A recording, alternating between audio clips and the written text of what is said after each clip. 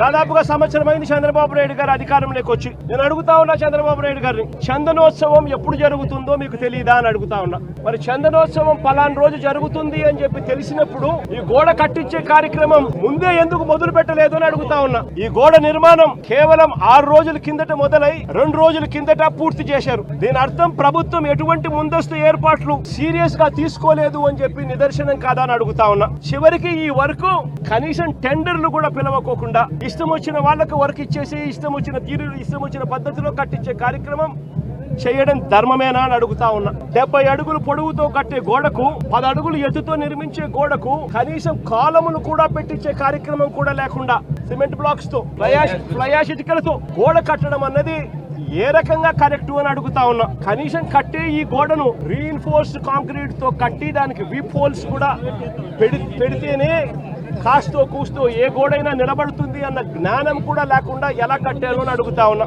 2 రోజుల కిందనే గోడ పూర్తయింది అని తెలుసు, వర్షం కూడా ముందు రోజు రాత్రి పడింది అని కూడా తెలుసు. మరి తెలిసినప్పుడు ఇన్ని లక్షల మంది క్యూలో గోడ పక్కనే ఎలా వాళ్ళు క్యూలో నిలబడేట్టుగా చేశారు అని అడుగుతా ఉన్నా. ఇదే పెద్ద మనిషి చంద్రబాబు నాయుడు గారిని. కంటెంట్ నచ్చితే సబ్స్క్రైబ్ చేసుకో మావా.